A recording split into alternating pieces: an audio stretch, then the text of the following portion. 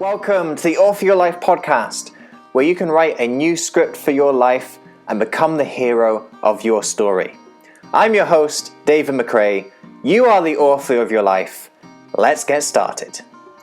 All you have to decide is what to do with the time that is given to you. In my experience, there's no such thing as luck. It is not our abilities that show what we truly are. It is our choices.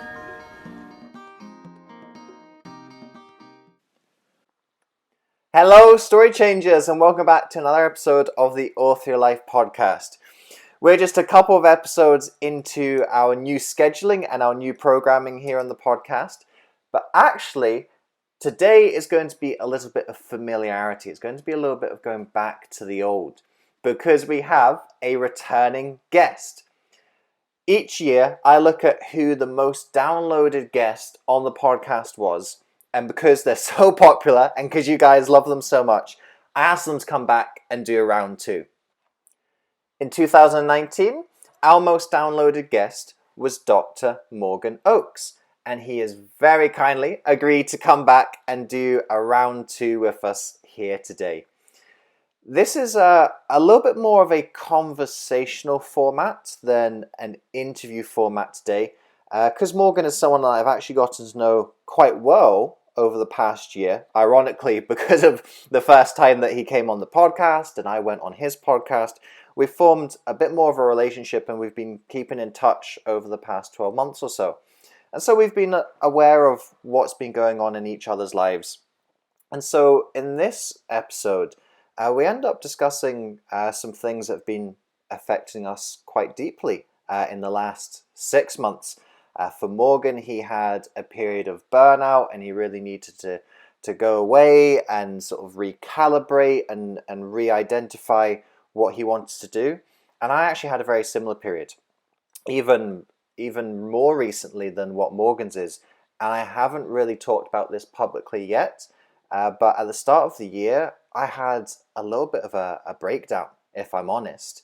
My mental health really wasn't good. I started to experience anxiety. I had a couple of panic attacks. I was stressed, and I felt like such a fraud, if I'm honest, because here I was doing all of this Author Your Life stuff, trying to help people to live better lives and to make new starts in their life, and here I was, and I could barely cope in my life. And so I'll explain a little bit more in this conversation that we have how I got into that position, what I identified was the cause of the problem, and actually what I've been doing in the last few months to help that and to resolve that problem. And I wouldn't be talking about this if I didn't feel I'd gotten into place of finding the right way and finding some resolution. I wouldn't give you half of the story without being able to finish it for you here today. So I'm going to share with you what this whole process has been for me in these past couple months, and Morgan is going to be adding his insight and his thoughts on what was a somewhat similar experience for him as well. And I think it's really important to have these open conversations about mental health. And especially here we are, two dudes sitting on the podcast, that men really do not talk about this stuff enough. And there was part of me that wanted to hide this and to keep it suppressed, because I somehow thought that it reduces my validity and my integrity as an author, a speaker, and a podcaster if I have mental health struggles. But I've talked about previous mental health struggles that I've had in the past, and so I thought, well, why can't I talk about this mental health struggle as well? We need to start talking about this stuff more. And so that's what a lot of this conversation is going to be about, is talking about mental health, talking about male mental health, and talking about ultimately how do we make sure that we keep our mental health good, because sometimes we do have these moments and these experiences and these crises in our life. And it's not so much about trying to avoid these completely. Ideally you do want to avoid them, but if they do come up, see them for what they are. See them as an indication and a warning that things aren't going right for you. Look at the warning, assess the information, and work out, well, what needs to change? If there's an underlying message of Author Your Life, it's identifying when something needs to change. We use all of these metaphors again and again, don't we, of starting a new chapter of your life, writing a new script, having that blank page and writing something new on it.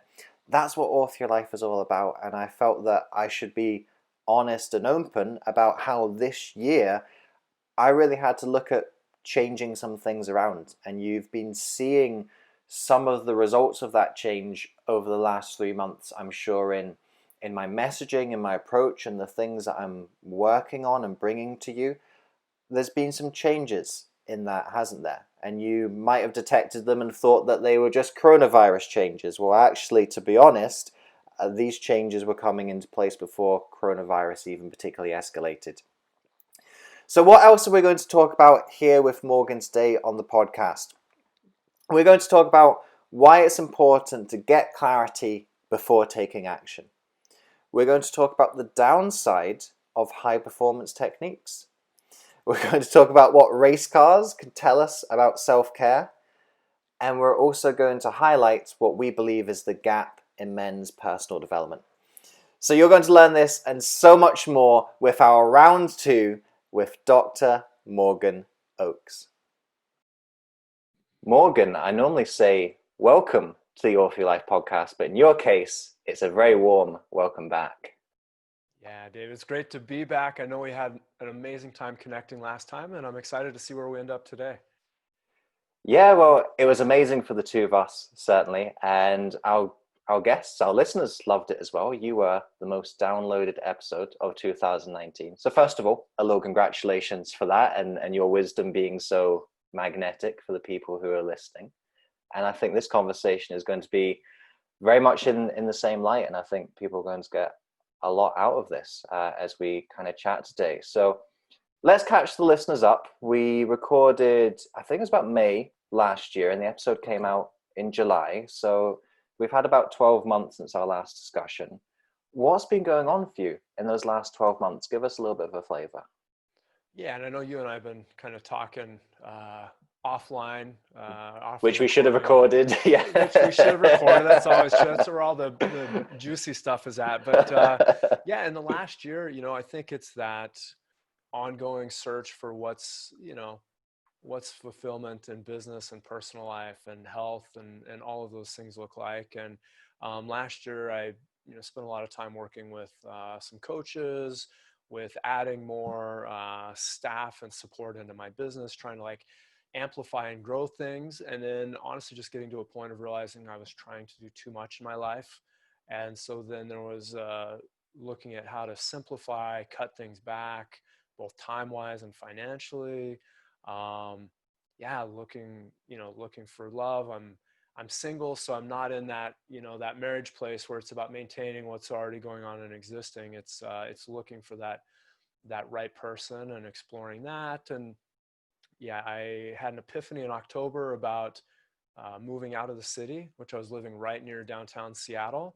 So it was kind of a surprise epiphany. It wasn't something that I wanted or was searching for. So followed up on that. I live next to a forest now, about 45 minutes south of town.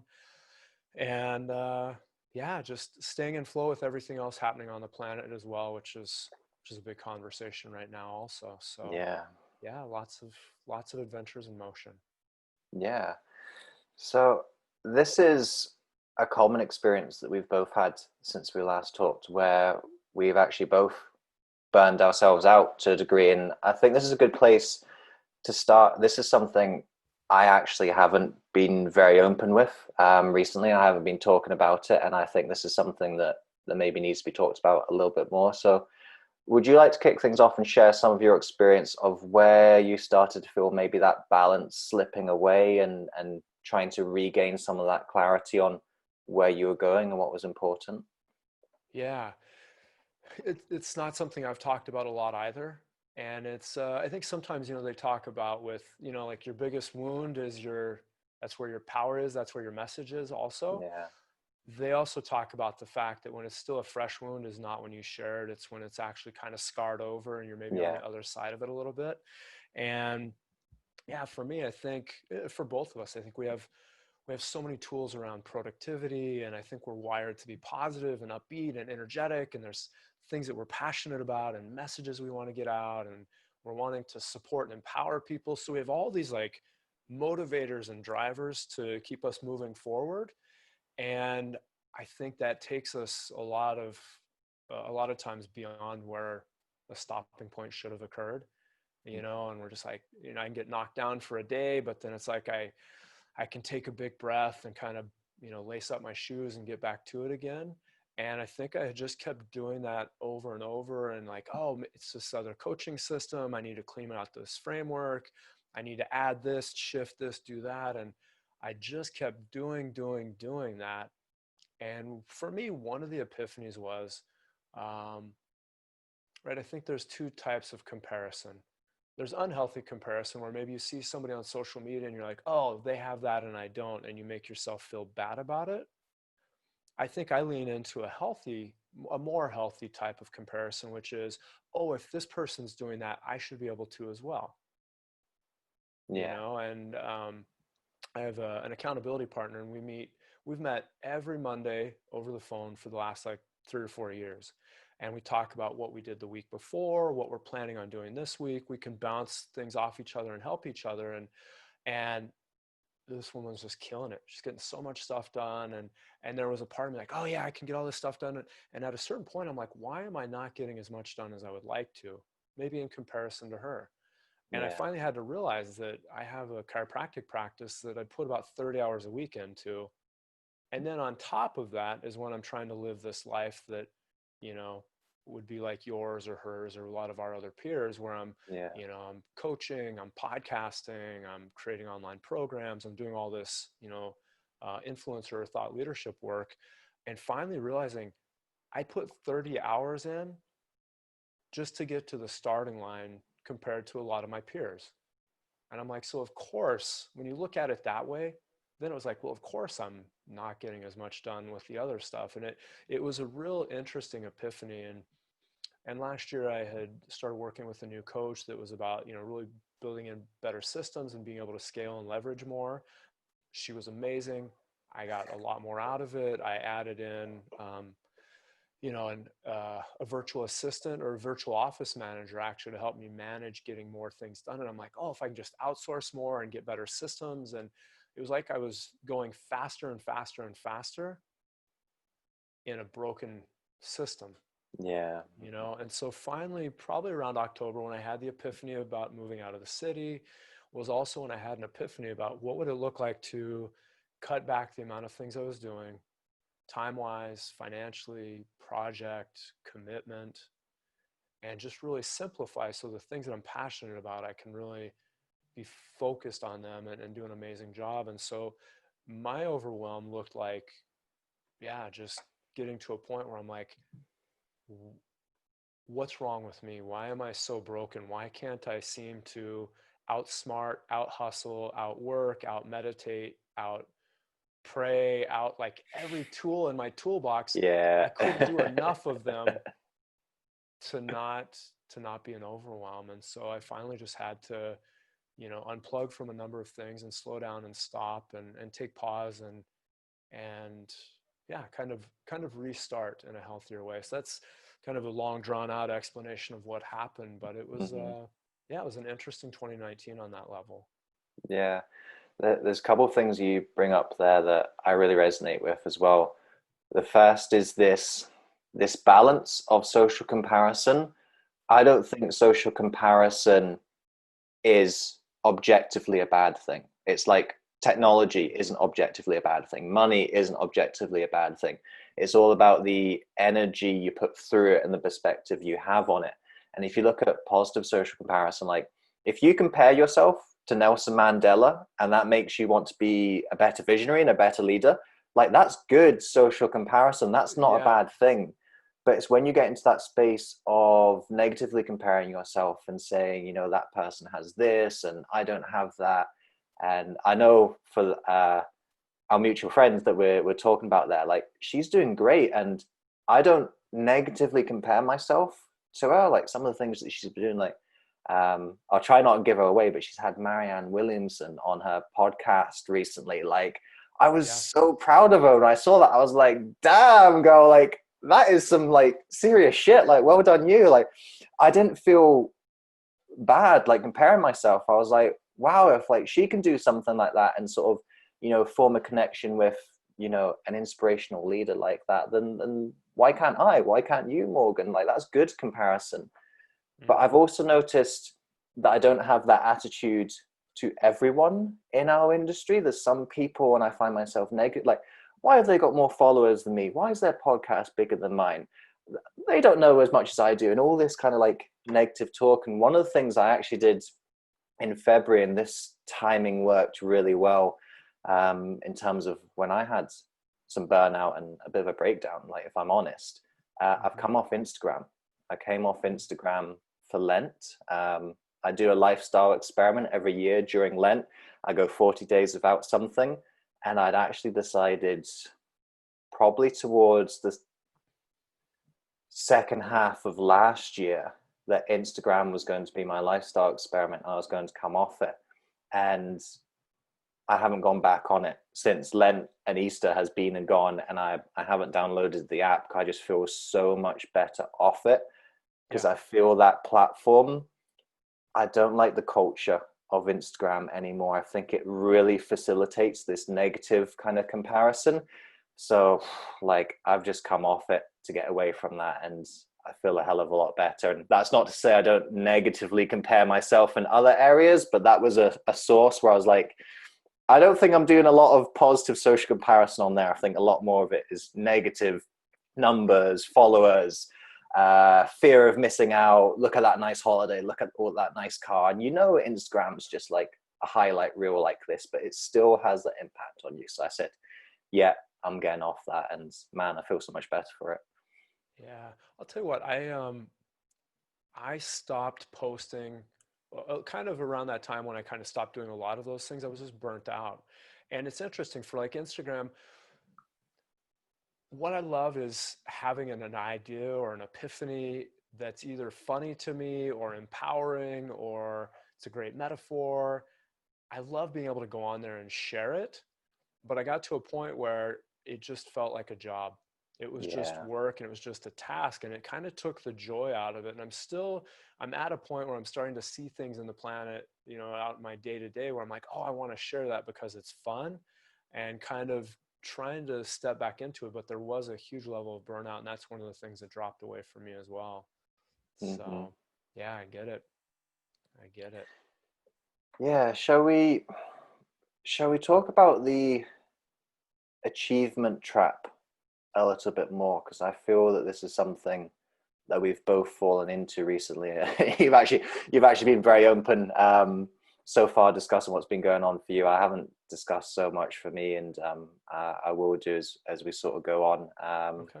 And my kind of example, we're we're both in the high performance game, and we're looking at, well, how can we reach these levels consistently, and in terms of energy, in terms of productivity, creativity, love, connection, relationships, trying to see, well, how can we operate at a consistently high level all of the time? And I think this aspiration is a really good thing. And I think it's something that the world really needs, is this aspiration of belief that you can live a better standard of life. But I think there is a trap that you can fall into when you start looking at the achievement side of things, and I've got to do this and I've got to have that, so I've got to have that in place. What do you think about this achievement trap of getting caught on the achievement and the results and forgetting all of the other stuff at the same time? I mean, it's just well named, right? It's the achievement Yeah. trap. And even when you mentioned all those things, and at the end of it, I heard you say all of the time, all Mm, of the time. And I think that's the part that's not realistic. And if you go on Instagram or YouTube or social media or somebody's website, you see the top few percentage of what they're doing, yeah. right? You're not seeing the bad hair days. You're not seeing the, I had to take time off because I was fighting off getting sick or, you know, personal issues or financial issues or family issues, or, you know, you don't see that stuff. And I think sometimes you hear about it later. Like, oh yeah, like my grandma passed 6 months ago, and so I hardly got anything done for that, you know, for that however long period. And, but Hmm. you don't hear about it till much later. And so you think that it's all of Yeah. the time. So I think that's the first trap. And I think for me, you know, there's a piece of just wanting to be better every day.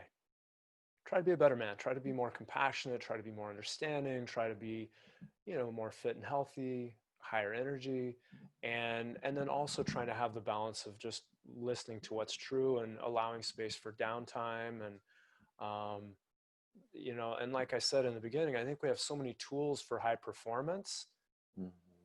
that you can kind of redline longer than maybe most other people might be Yeah. able to.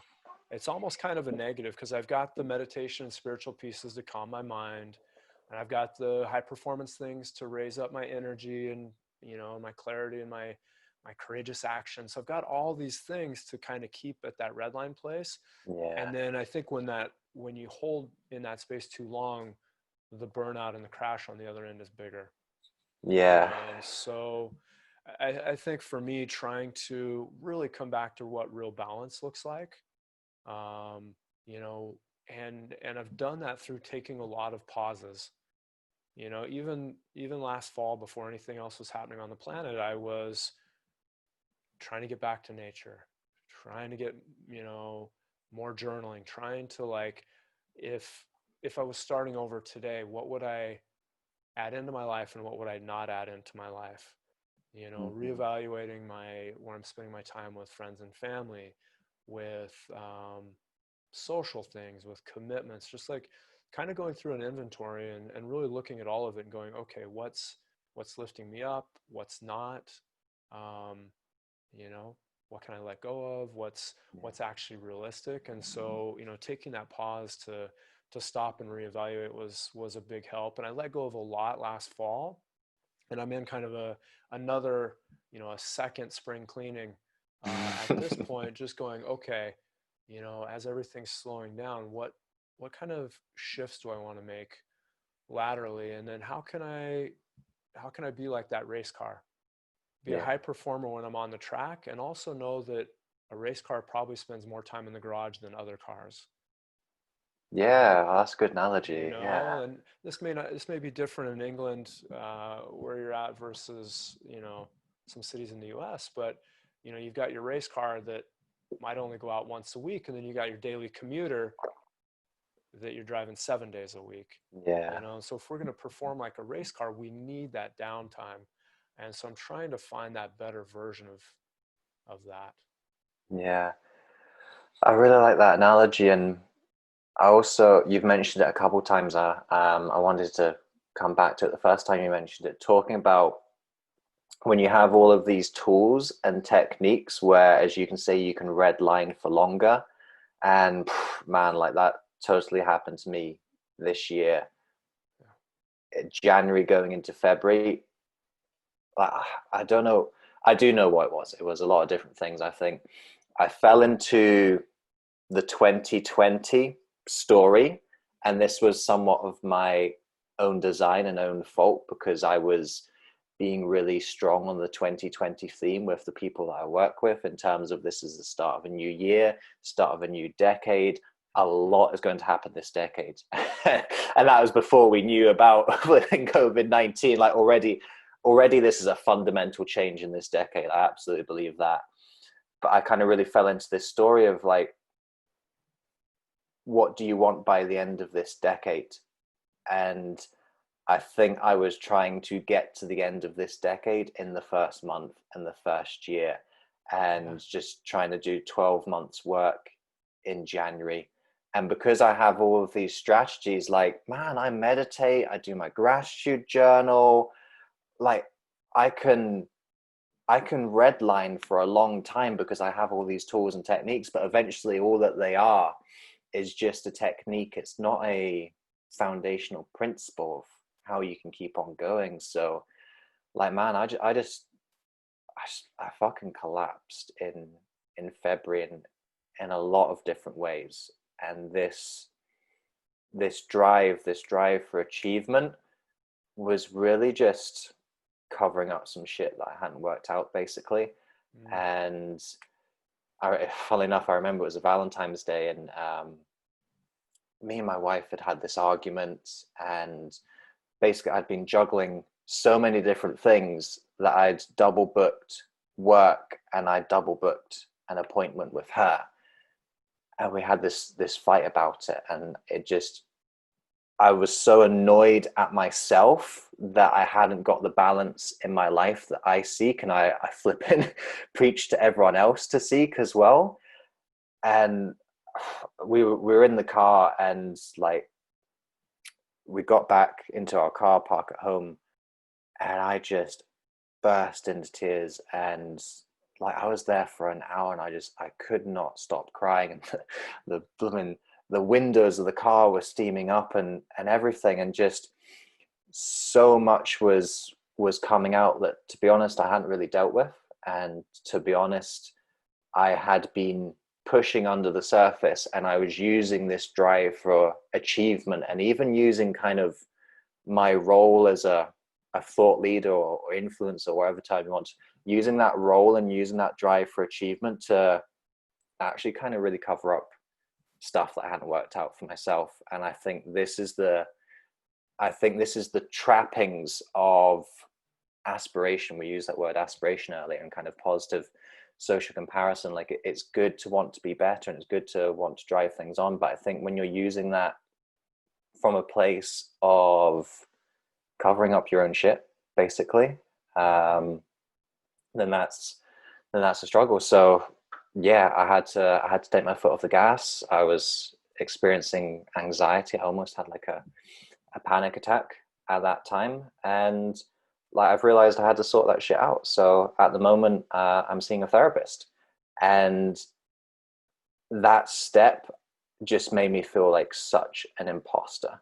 I was like, who am I going around telling people like how to find your purpose and how to cultivate a better mindset? And I'm seeing a fucking therapist. Like, you know, what kind of charlatan am I? And I really had to reframe that for myself. And I think this is something that we can talk about a little bit more, is like, that's not a weakness. Like, seeing a therapist isn't a bad thing. If I was an athlete and I broke my ankle, you'd expect me to see a physiotherapist, right? You'd say, well, it's stupid if you don't get treatment for that. And I realized what I was doing was, sometimes the only person who can't take your own advice is yourself.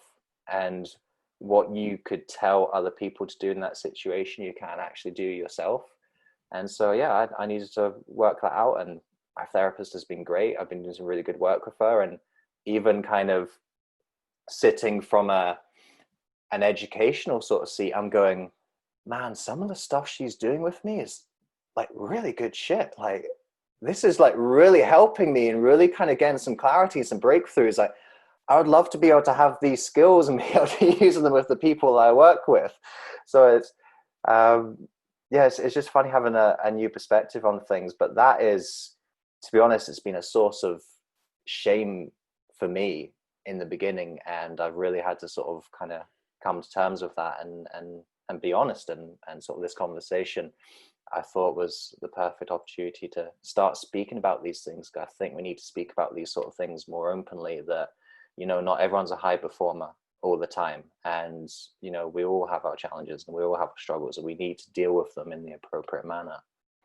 Yeah. Thank you for sharing. And yeah, it's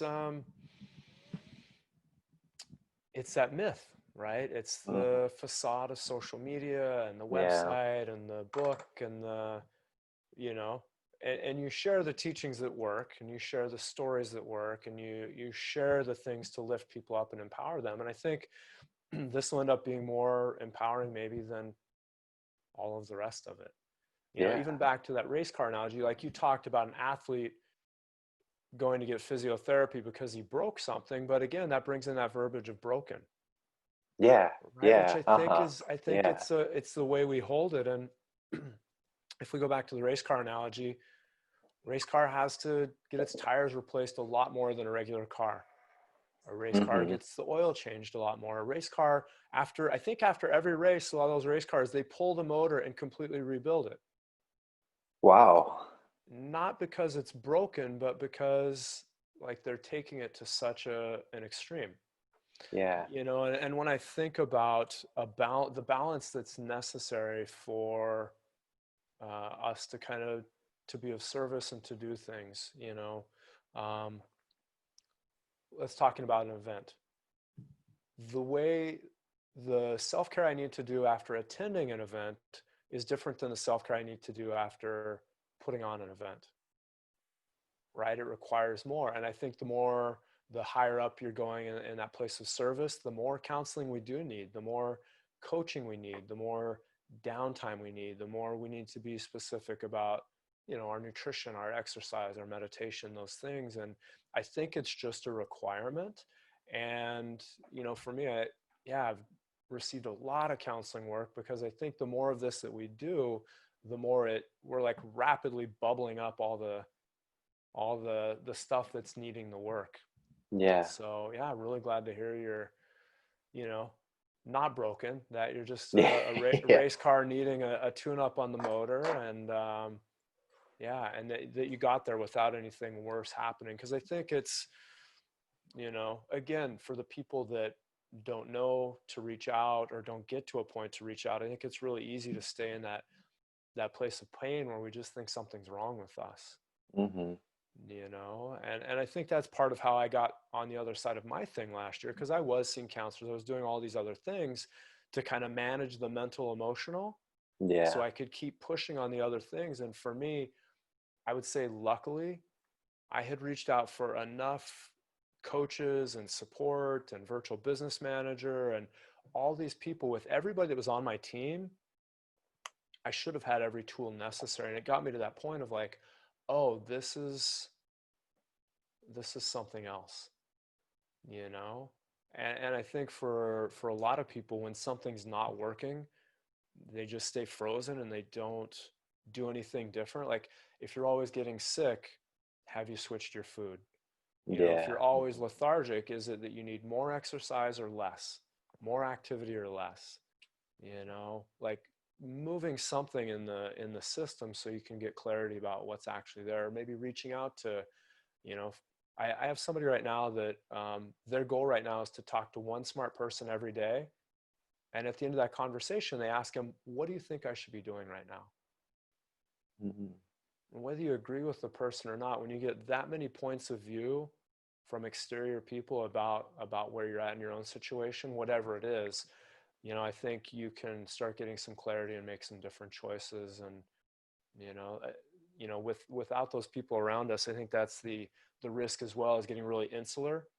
Like, oh, I Yeah. can't share my story, or Yeah. one of my spiritual teachers are like, I would never work with a spiritual teacher that doesn't have their own teachers, right? We Mm. all need to be leaning into somebody, and if we're not, there's probably something hidden there that's not being dealt with. So Yeah. I liked your distinction on the language that we use. I think language is so important, and even the words that we use around mental health, for example, mhm. words like broken, for example. This is this is some of the therapy that I've been working on with my counselor, and we've been looking at the language that I use and the language that I attach to emotions in particular. Mm. And like there's this paradigm that I have, and I'm still getting my head around it. But there's positive and negative emotions. That's my paradigm.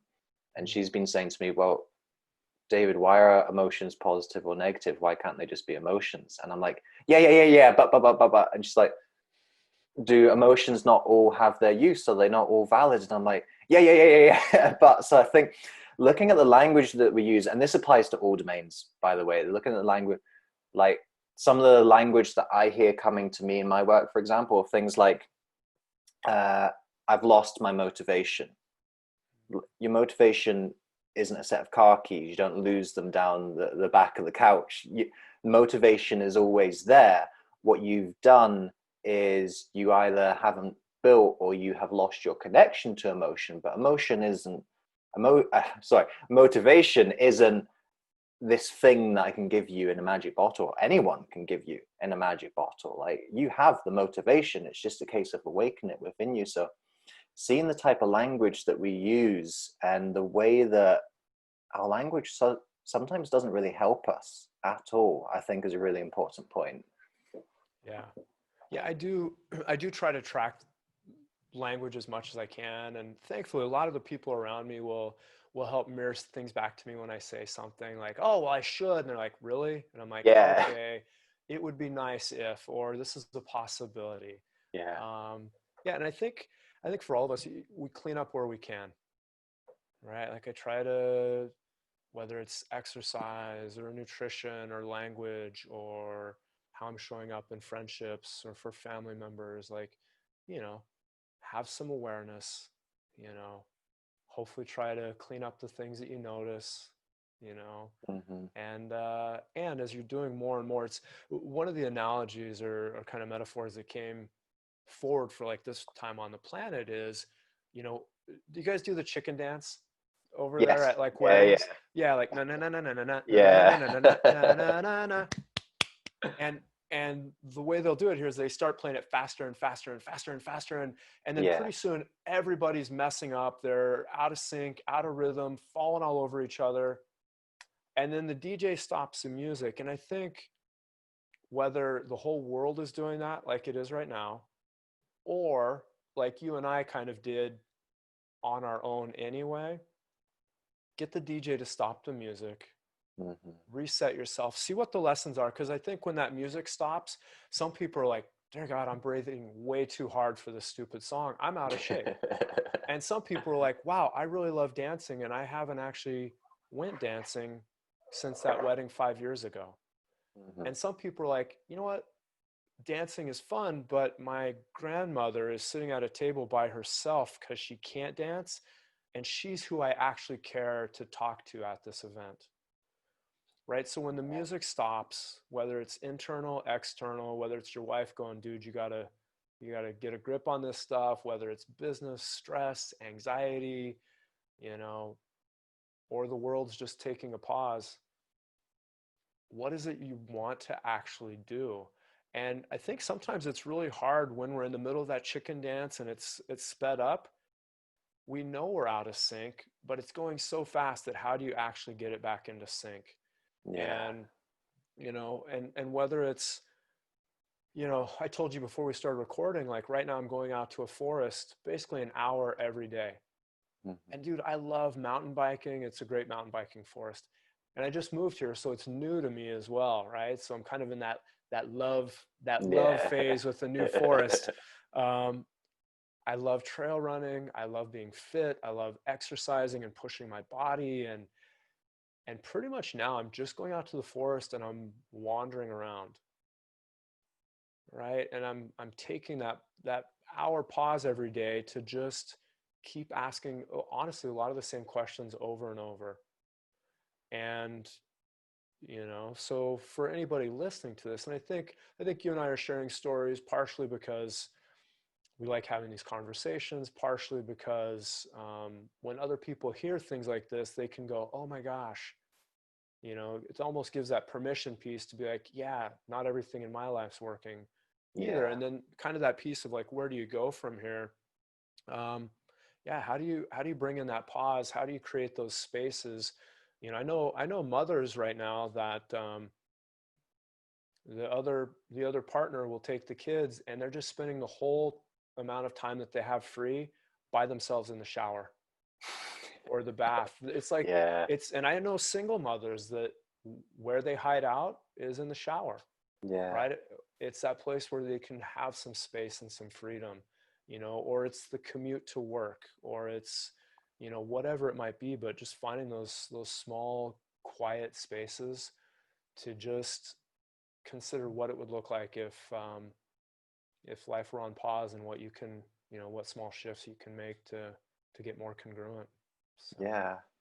I loved going back to language. I loved that you used the word permission there, because mm, I think permission is something that we really need to give ourselves sometimes. And for me, like I kind of had to reach a point of like the cup is overflowing, that I can't pour any more into myself. I can't take on anything more. It's just like, I remember when I went to the doctor first because I kind of wanted to get a sort of official diagnosis, I guess.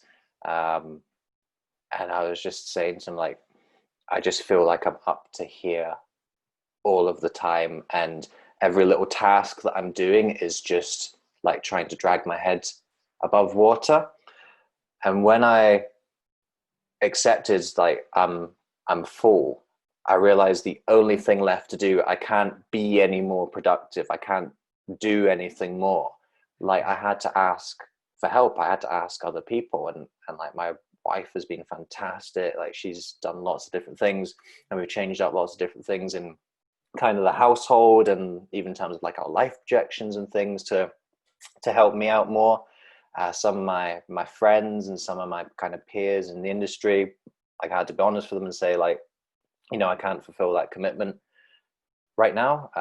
I've been experiencing anxiety. I had a bit of a breakdown. Like I can't take on stuff right now. And they said, well, just ask us, like, if you need anything done, like why are you doing that? Why do you feel the need to do that? Like, we can do that. We can help you with that. And it's just amazing. Like when I actually gave myself the permission to ask for help, the help was there and it was available. I just hadn't been flipping asking for it because I was too stubborn and too much of, I'm a high achiever and I can do this and I can take on this and I'm more productive than other people and I'm more focused than other people. And this is, and almost this sort of kind of duty of, I need to struggle because if I'm not struggling, then I'm not growing.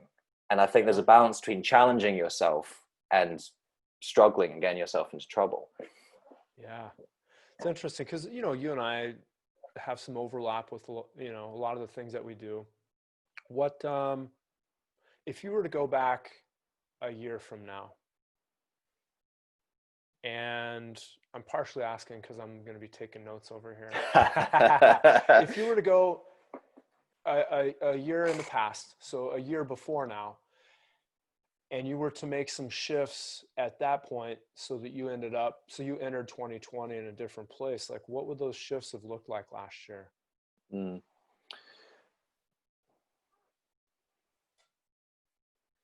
There's some superficial hindsight answers of projects and things, but I'm not going to talk about those because I don't feel they're the right answers. The big thing for me,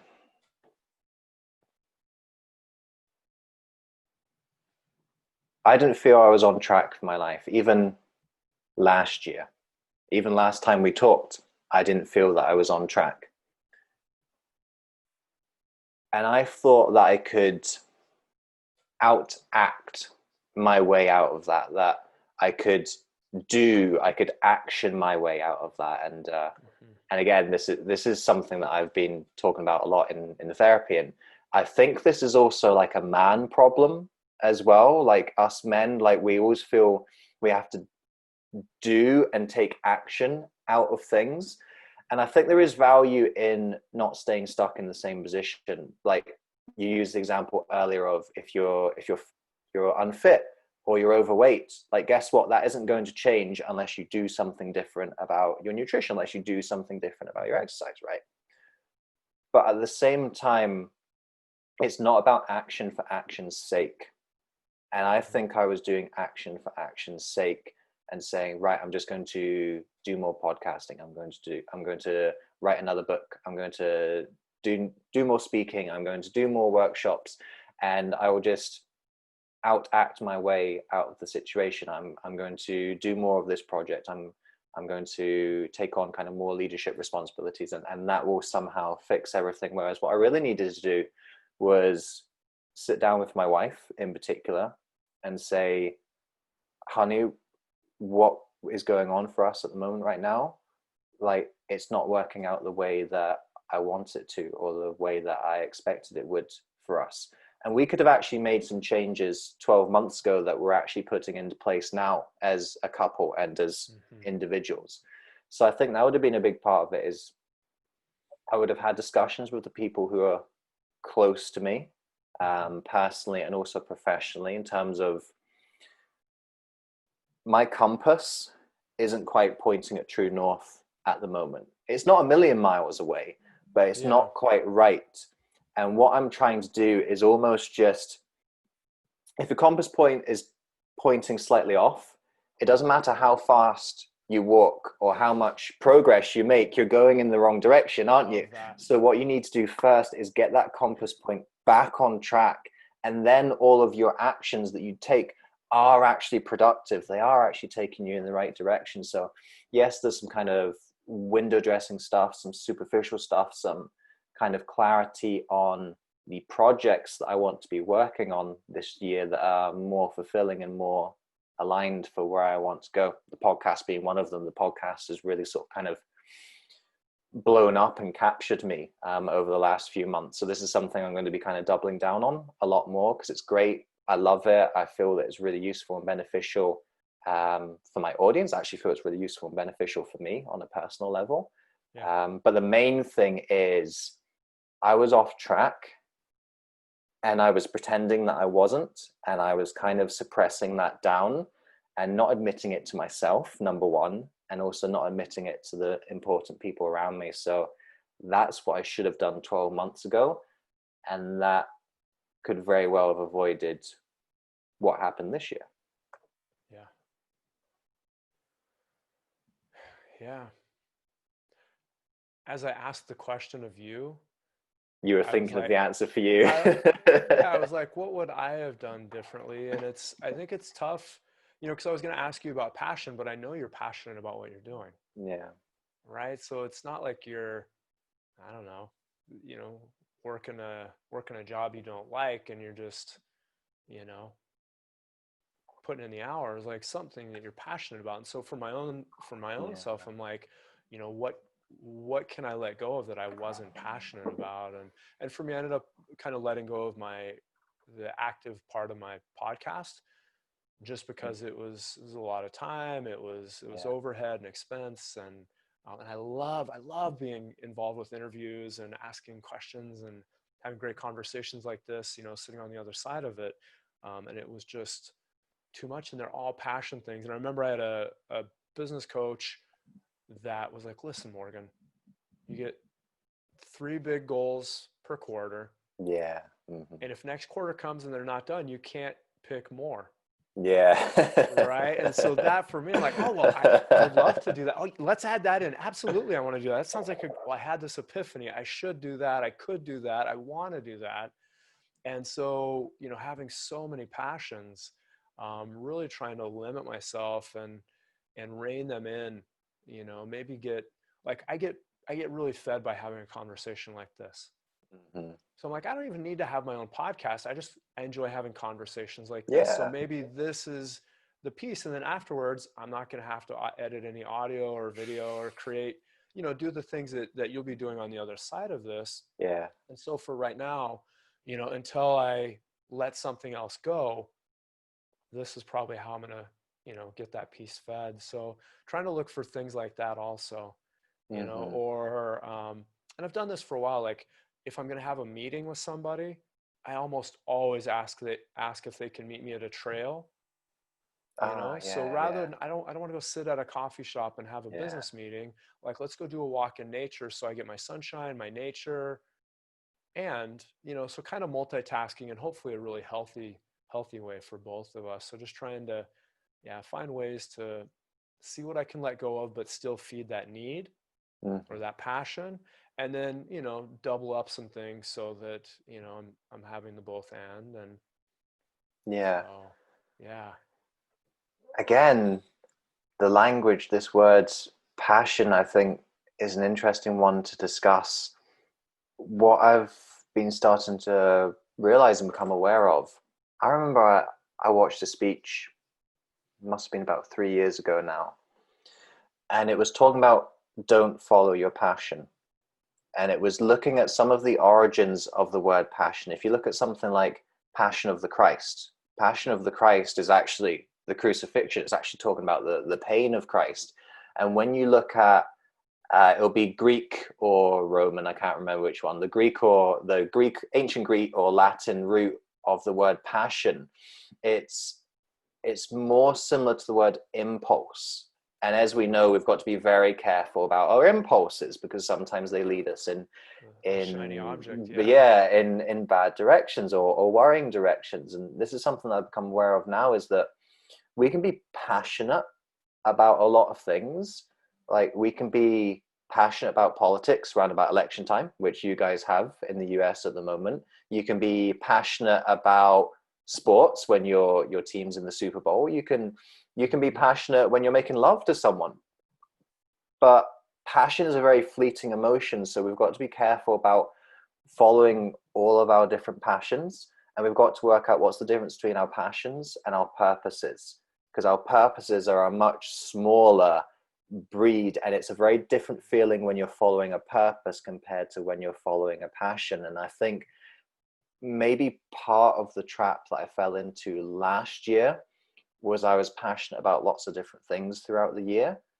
And last year was a very busy year for me, as we were talking about before we started recording. I was getting married, and I was running my first multi-day event, and I was doing the podcast. I was writing another book, and I just started like getting into hill walking in a really big way. So I had all these different things, which don't get me wrong, is great. And last year was probably the best year of my life in terms of sum total of experiences. But in another way, I think it put me on this hamster wheel that was just spinning and spinning and spinning, and eventually got to the point, like the race car analogy, that at the start of this year, like it was just spinning too fast and I couldn't keep up with it anymore. So I think we've got to be really careful with this word passion. It gets thrown around quite a lot in commencement speeches, on social media posts, and I'm not entirely sure that passion is actually definitely a good thing. I think it's a bit like what we were talking about earlier. Passion is neither a good or a bad thing, but it's all about the energy and perspective that's sort of going through it. Yeah. And I wonder about, if you level up to like purpose, I do like that reframe, because sometimes work is just work, Yeah. right? There's a lot of things I do that I'm not passionate about, Yeah. but it's necessary for my purpose. And, and I'm at a loss for the word right now, but talking about that like thing that's bigger than you, outside of you, that can pull you forward as kind of a driver. Mm-hmm. And, for you, it might be your wife in the new marriage, right? For Yeah. some people, it might be providing for their children. For some people, it might be that the people they're serving in their business, let's say you're working at a shelter for abused women, right? Like that'll get you out of your bed in the Yeah. morning. That will get you to show up and bring a level of excellence every day. And so, yeah, and I've looked at it the opposite way of, if you're, like talking to an accountant who maybe isn't psyched about numbers, but the person or the company they're doing accounting for, they can get behind their purpose and be like, I need to make sure that their numbers are proper so that they can continue doing what they're doing. And more than the numbers, then they get kind of excited about being part of, they get, let's say, passionate Yeah. about what they're doing because of the bigger purpose that they're involved in. So yeah, I think finding that balance. And I'm seeing, even for myself, like my purpose is really to empower people. It's still a bit broad, right? Because it can be through Yeah. chiropractic, it can Yeah. be through, health, it can be through wellness, it can be through spirituality, high performance coaching. There's so many ways to empower somebody. And I think that's part of what I've been looking at in the last few months as well, is like picking a more specific niche for my purpose, so that I can, have that be what's driving me passionately forward. And Mm-hmm. yeah, and finding balance. And, within like my chiropractic practice, I really want to help people. And there's so many ways to help people. And what I've got clear is, here's the additional things that I like doing, like maybe physical therapy, neurolinguistic programming, teaching at home ergonomics and exercise. I really like those things. So I've brought that under what I do. There's a lot of other things that are helpful that aren't mine. So I refer out for, you know, more focused physical therapy, for acupuncture, for surgery, for medicines, for all of those things. And so I think maybe that's it around purpose as well, getting super clear about what my purpose is, so that I know more often when to say no. And that for me Yeah, is the bigger thing, yeah, is I need to push the no button more often than I push the yes button, yeah, just to make sure that my race car gets some time off the track. yeah, yeah. Um, I think that's so important, having that distinction. Like at the moment, I think there's a really good example for me personally in this isolation period. There are so many online summits coming up at the moment, and so many online speaking opportunities. And I've actually set myself a blanket rule of I am not doing any online speaking, because if I pick one, I'll find myself picking them all, and I'll be doing this one and this one and this one. I'll say, no, right now I've got projects that I already set myself at the beginning of the year, admittedly before I knew we were having this big global pandemic. But actually those projects are still my projects. And that's what I need to be working on right now, because as we've been talking about, those are the projects that are aligned with my purpose. Speaking at someone's online summit is something I'm passionate about, but it's not actually part of this ongoing wider purpose, which actually at the moment I'm still redefining and reclarifying for myself based on the experiences I've had so far this year, and recognizing that, okay, well, I need to get clearer, as you are as well, Morgan, get clearer on what is it that I'm really working towards, because I am doing lots of different things at the moment. I'm doing writing, I'm doing speaking, I'm doing interviewing on the podcasting. And it's not that any of those things are bad and I should stop doing them, but Yeah. just being mindful of writing for writing's sake, speaking for speaking's sake, podcasting for podcasting's sake, or is the writing, speaking, and podcasting all very much aligned and going in the same direction, and they're just different mediums of expression, which I think they are, and I think they will be going forward. But I know for me, I just need to be very careful making that distinction. I think that's something that we all need to be careful of, is making that distinction between something that's nice to do and something that's necessary to do for our purpose, because I don't feel they're the same thing. Yeah.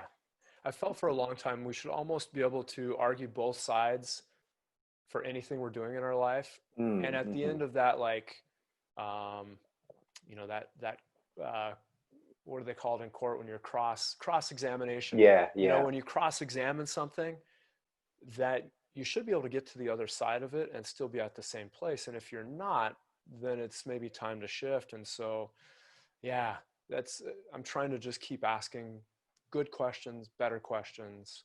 Um, I think kind of acting like, oh, if I'm moving into a new house, would this be all the same furniture? And does everything still reflect me enough that it belongs in the new house?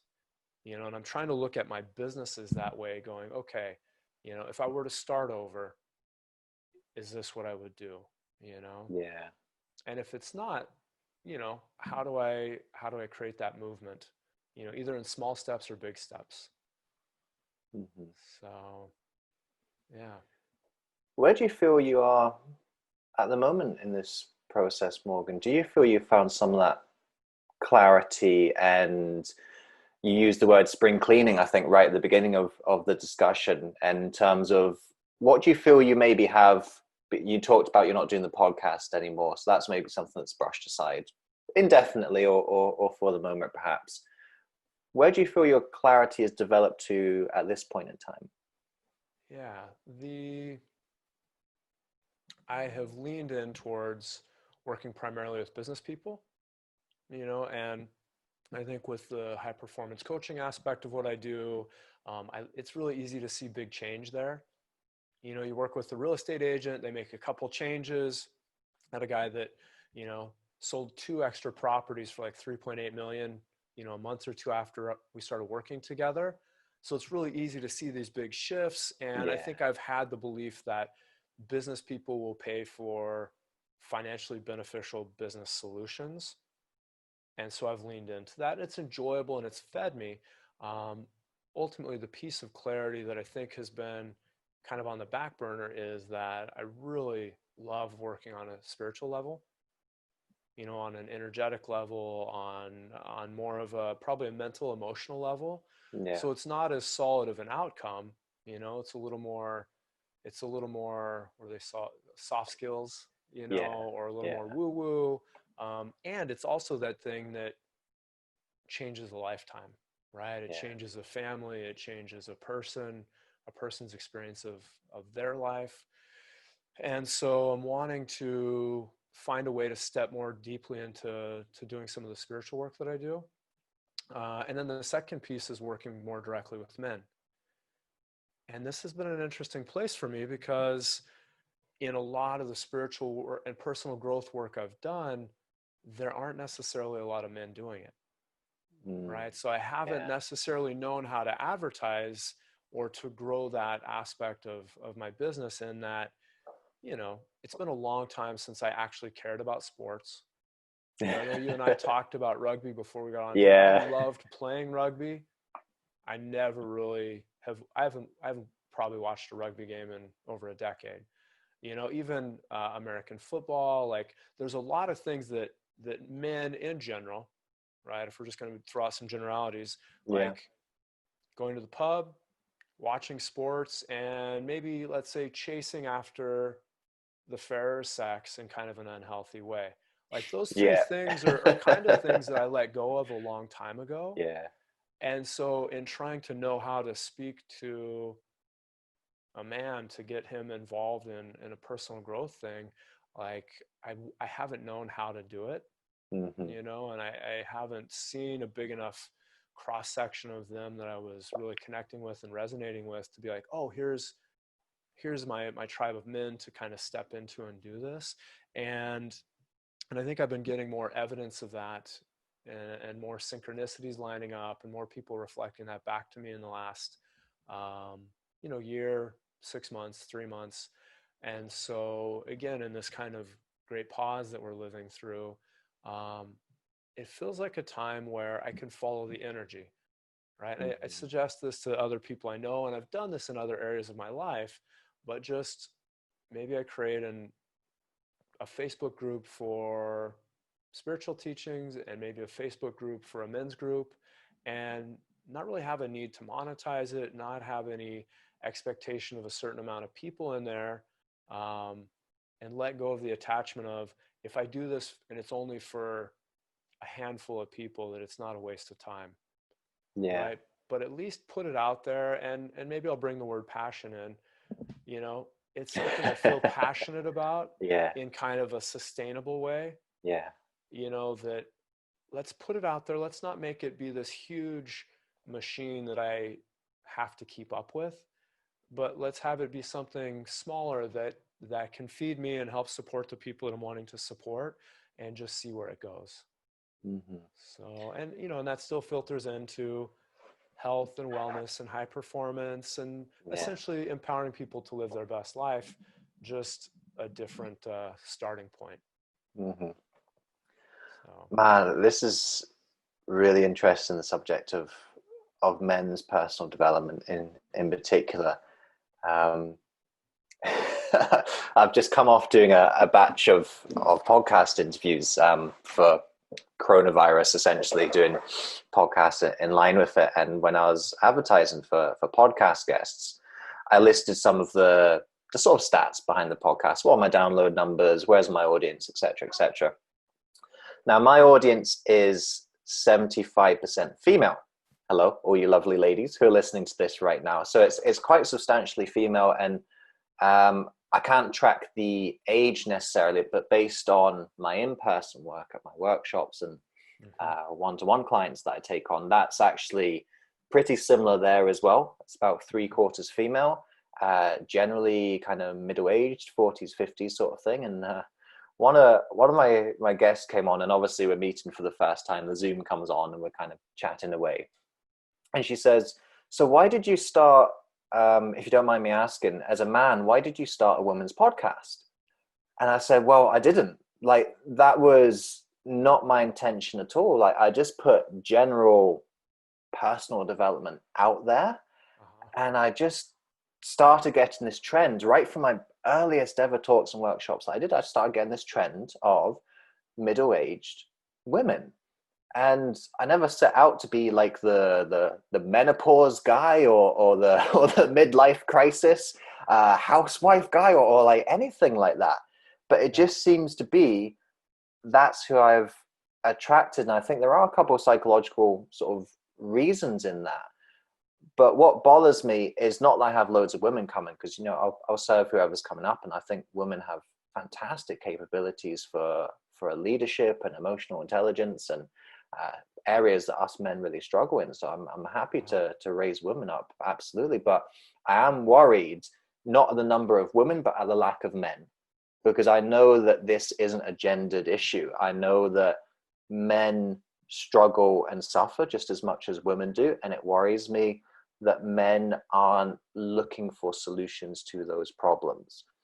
And I know a couple of people who, like yourself, have tried to set up kind of men's personal development groups, communities, and I've, not to discourage you at all, by the way, Morgan, but I've never seen it. I've never seen it go beyond a very small niche. And the only times that I see it go big are the ones that I don't like, where there's this emphasis on like being an alpha and being successful, and all the sort of outdated stereotypes of what a man should be. And, talking about the things like having sex with loads of women, making lots of money, like being an alpha, like all that stuff. Like, I just think that's an outdated conception of what a man should be. But that's the only messaging that I ever see kind of work in this area. And that bothers me, because I think the 21st century man is very different to the 20th century man, and he should be. But I don't feel there's this disconnect, as you said, between messengers who are out there. Like, you could barely find any, right? The messengers who are out there who are promoting a positive, helpful solution to how men can develop and be better people. Yeah. Yeah. And watching language, right? Like I haven't put it out there yet. I don't know how it'll go.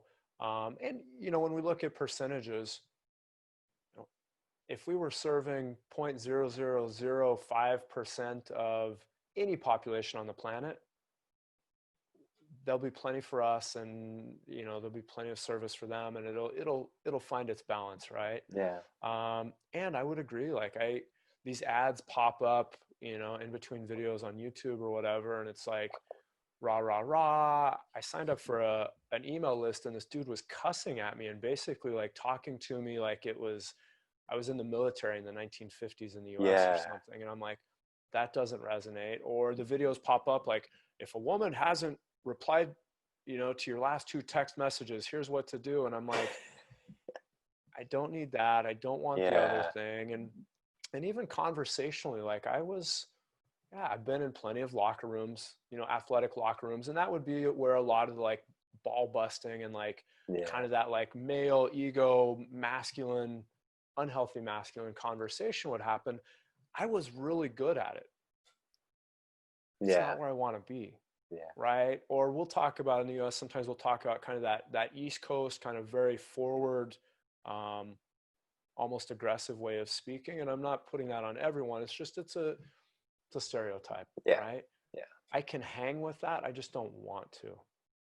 Right. And so it'll be interested to see how to lead into this, where I'm not going to go bravado. I'm not going to go ego. I'm not going to go money. I'm not going to go, you know, womanizing. Yeah. Right. But to maybe lead with the heart, and see a way that maybe this resonates with people. And even right now, with everything kind of on shutdown the way that it is, I'm hearing of a lot of women like, oh my gosh, we're meeting every Thursday and we're having dinner over Zoom or Yeah. having drinks, or, this group of women, we get together every, you know, once a year for the last, 20 years since college, and we're still going to do it over Zoom. And I'm not hearing that from guys, Hmm. and so how do I meet them in a way that is fulfilling? That's, how do I give them what I would want to be experiencing, and have them hopefully hold on to it and be as excited about it as I would be. Yeah. And I guess all I can do is, like I said, follow the energy, put Yeah. it out there, maybe invite like some dudes I just really want to hang out with, and let go of the expectation of it being anything, and just be like, these are the dudes I want to hang out with. And this is what, I'm kind of getting might be a good fit of things to do, and ways to grow and experience things, and see what happens. I do think that we're ripe and ready for it. I do think it's necessary. And, you know, hopefully there'll be enough there that people will be excited about what's going on, and join in some form or fashion. Yeah. Man, male psychology is really interesting. Me and my wife are always talking about, because I sometimes have to explain how male psychology works to her, and conversely, she has to explain how female psychology works to me sometimes. Obviously, pretty much everything we're going to say in this conversation is stereotyped and generalized when I use male psychology and female psychology. But just something you said there about kind of women are kind of like connecting up and they're meeting up on Zoom every Thursday. We've been doing like couple Zoom dinner dates across my Oh, friendship group, this is which the is really first time I've cool. heard that. That's very cool. Yeah, Yeah, yeah. absolutely. It's actually really good fun. I'm actually seeing more of my friends than I normally would, because obviously we're in different cities. Like even a couple of us are in different countries, and we've actually been seeing more of each other in that way than we did before the lockdown, which is funny how it works, isn't it? Yeah. But who initiated that? It wasn't us.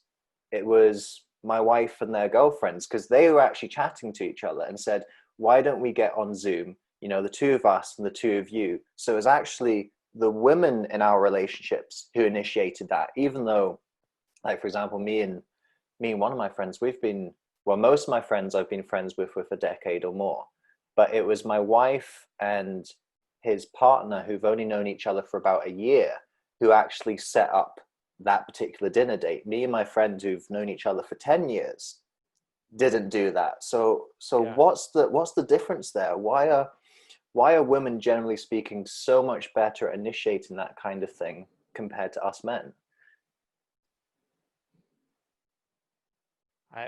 This is an interesting territory. Yeah. Part of me is like, oh my God, we're talking generalizations. It's Yeah. automatically for two, white cis males. Yeah. It's an interesting place to like walk softly into.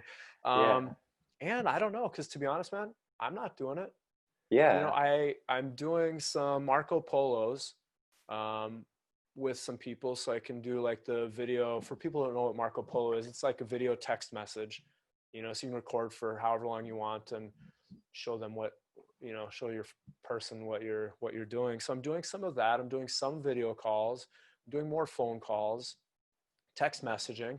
There's people that I love, other dudes that one buddy of mine for the last, gosh, almost 20 years, we did our first video call ever like a week or two Yeah. ago. And we're like, man, this is awesome. How come we've never done this before?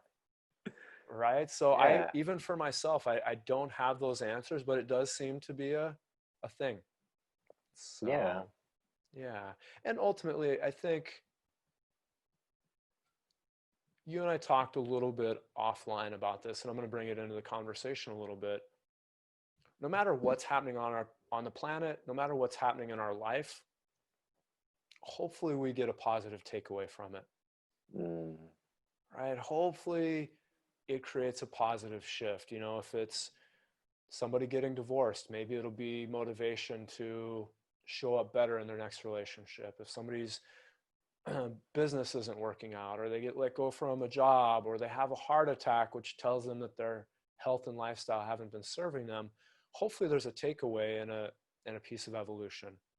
I'm hoping that with everything happening on the planet, we're all just getting more clear about what's really important to us, what we love, where we want to be 6 months from now, 12 months from now, 10 years from now. Because I agree, I got all hung up on the like 2020 new year, Yeah. beginning of a decade, like let's crush this thing.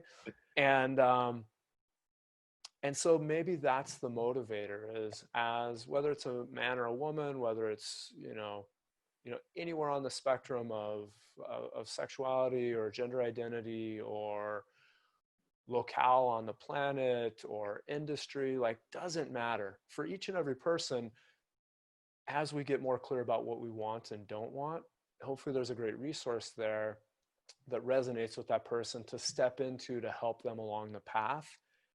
And I think that's the entry point, is just that honest conversation of, and I'm thinking about for myself to men, like, yeah, if you're, if what you grew up with isn't working, if, there's good things that you want more of and there's bad things that you want less of, if you're wanting to find a different type of camaraderie or way to connect with other men, maybe you just try and have the carrot be appetizing enough that they actually want to go after it, and whatever that means to them, and the right people will show up, and for the other people that are wanting something else, hopefully they can find that resource or that connection or that community as well.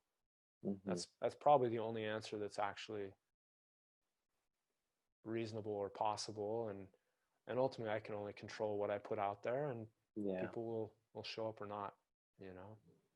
Yeah. So. What do you think?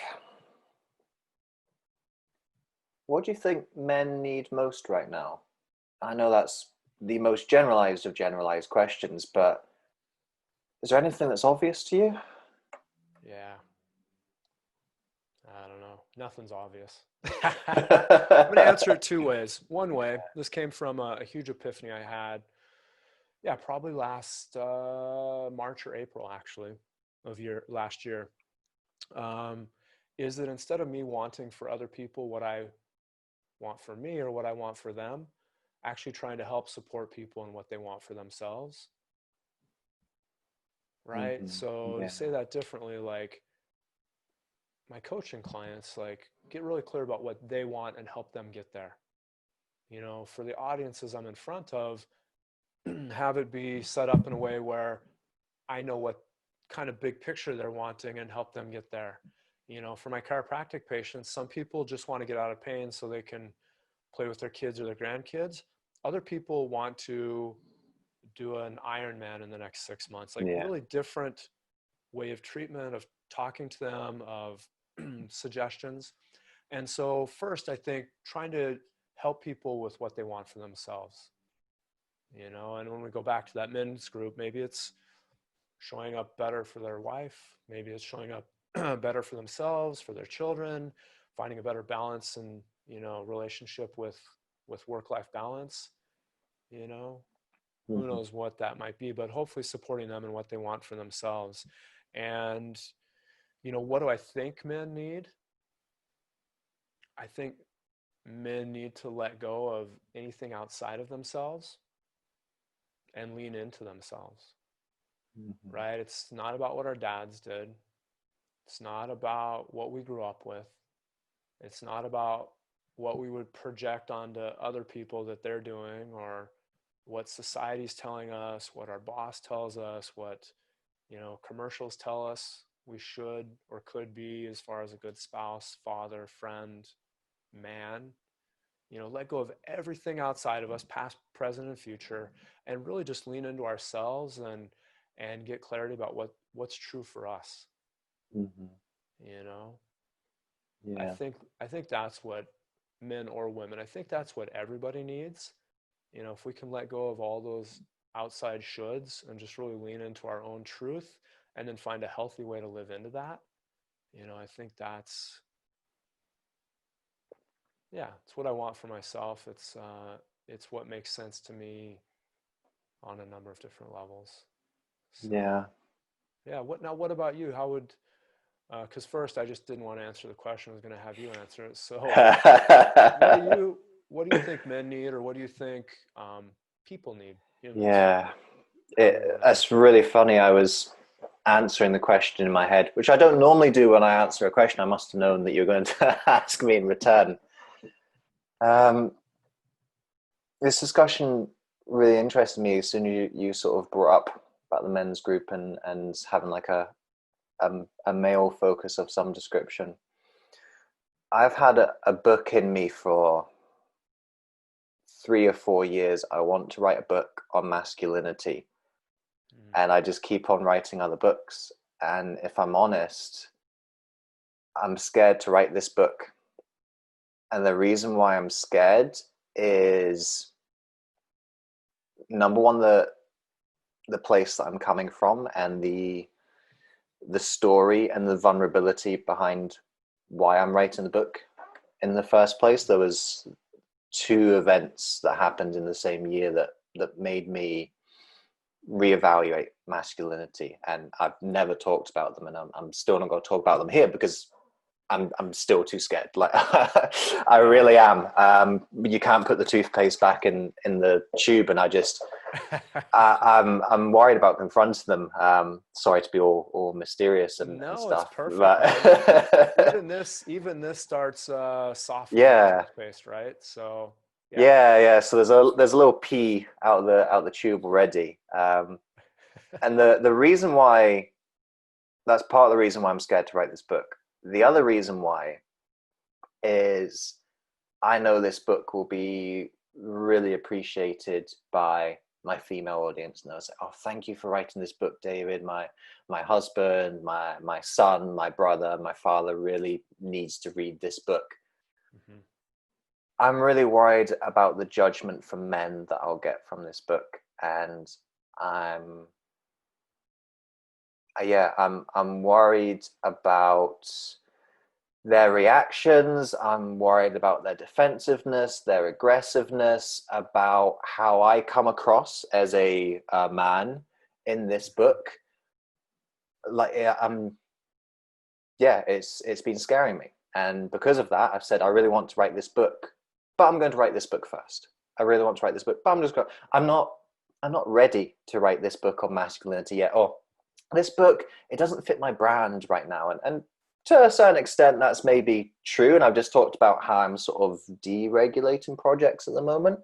Yeah. But that's a good excuse to not write this book, actually. The real reason I'm not writing this book, yes, there's a timing element, but the real reason is fear. And the real reason is I'm worried about the judgment of men who read this book, in all Yeah. honesty. Super honest. So I have this experience where there's things I'm getting ready to put out, and I can picture that dude from 5, 10, 15, 20, 30, even 35 years ago, that I can picture their negative reaction to it. Do you get that? Yeah, Like dudes yeah, I haven't seen in 3 decades, and I'd be like, well, if he saw this, he would judge me. yeah, Like it's so fascinating. I'll put a non-judgmental word on it. It's so fascinating that I'm tracking people I haven't seen, for like 75% of my life, and there's a part of me that's tracking what their experience of that, and I'm projecting it. I don't even know who these people are anymore. Like, but I yeah. hold that, so I understand what you're saying, and I think I've had resistance as well, and that piece of also like, well, who am I? How am I going Mm, to speak to dads? I don't have any children. How am I going to speak to somebody that's been married for 20 years? I haven't been married. I don't have all the answers. Like I was talking to somebody last night, a woman, but we were like, yeah, like, when am I going to start feeling like an adult? Right. And yeah, I've never grown into that age that I thought I would, yeah, so yeah, man. Well, I'm excited to see the book when it comes out. I'm excited to have some conversations yeah, offline whenever you're open to those. And yeah, and I've got yeah. some of those things that are in my next book that I'm working on as well, where Hmm. they're conversations that I've had, but I've certainly never shared it in an interview or, Yeah. I've kept the toothpaste in the tube, so to speak. And Hmm. yeah, and also I think people need to hear it. Yeah. Right? Like you think about like Lewis Howes, like he's, and him talking about his abuse uh, and his trauma that he received, which then turned him into a person that delivered trauma. Yeah. Um, for the mask of masculinity, that's, I think our greatest struggles become the most powerful things. So yeah, however I can support you, man, and maybe that's the big point.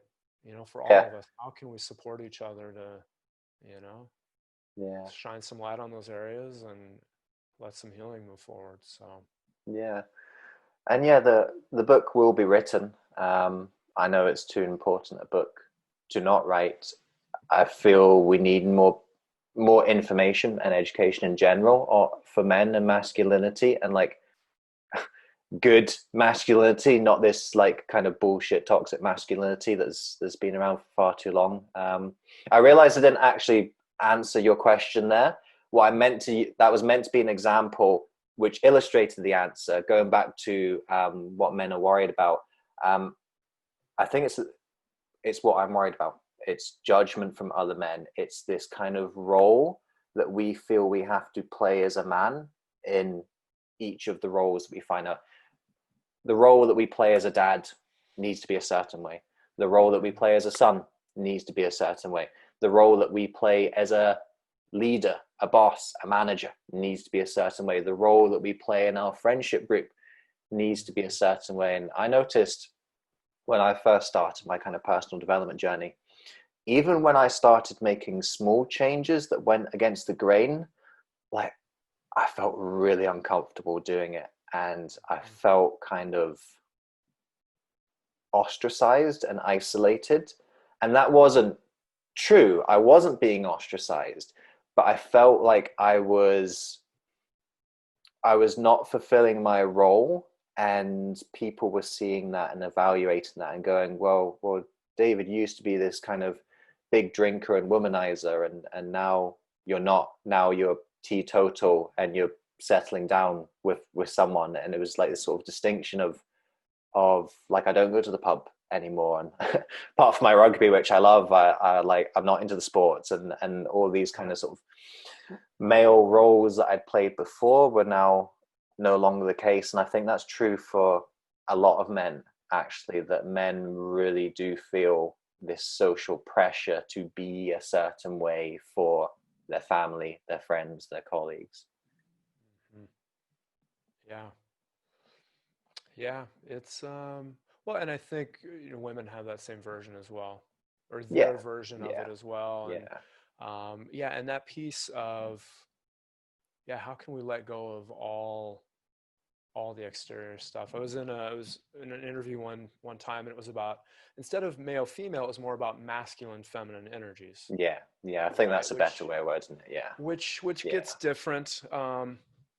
And with this person, I was just saying, like, if we let go of physical body, if we let go of, I think there's this thing that happens when we're young, where we either try to live into what we think our parents want for us, or we do like the exact opposite of what we think our parents want from us.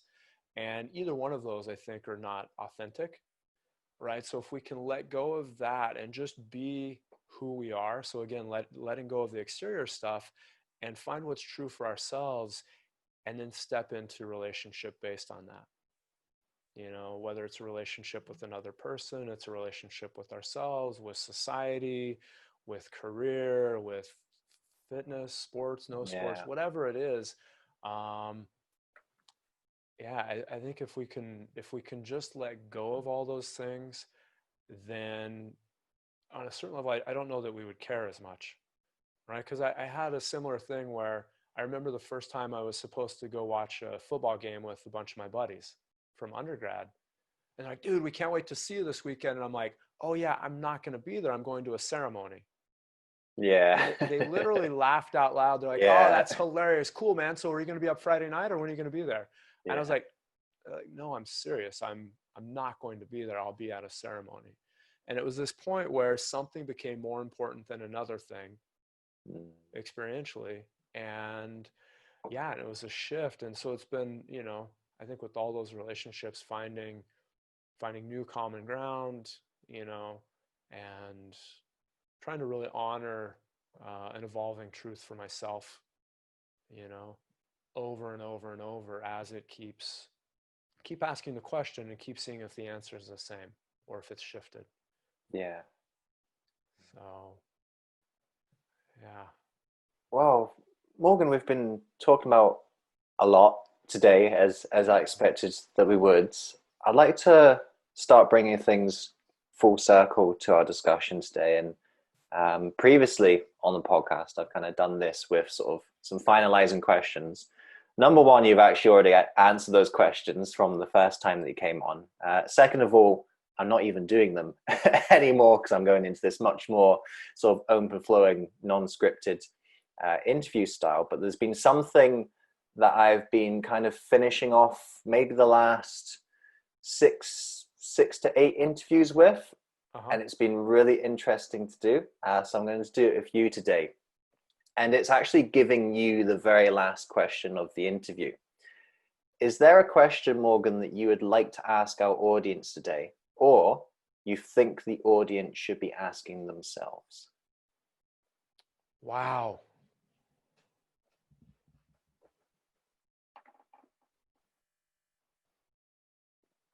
Yeah, I think this ties into what we've been talking about today. And the question is, I'm going to phrase it maybe two different ways.